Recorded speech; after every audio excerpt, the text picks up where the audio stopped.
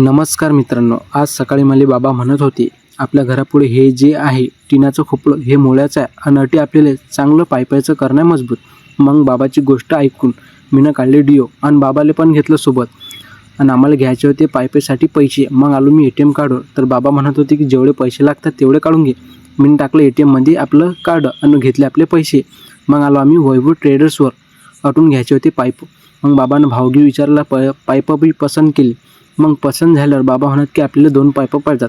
मग त्या काकाला सांगलं 2 पाईपं पाहिजेत. मग त्या काकानं 2 पाईपं काढले आणि त्याचं केलं आपलं वजन. त्याचं वजन करून 1640 रुपये. मग ते पैसे दिले आणि बाकीचे पैसे वापस घेतले. आणि ते काका म्हणत की तो घरी पाठवून देतो मी ऑटोत टाकून पाईप. म्हटलं चालते. मग घरी आले ते काका पाईपं घेऊन. मग ते पाईपं खाली काढले आणि मी आलतो मग गावात येऊन पाहिलं तर नागपूरची शेगाव चालली होती. मग गजानन महाराजचं घेतलं दर्शन.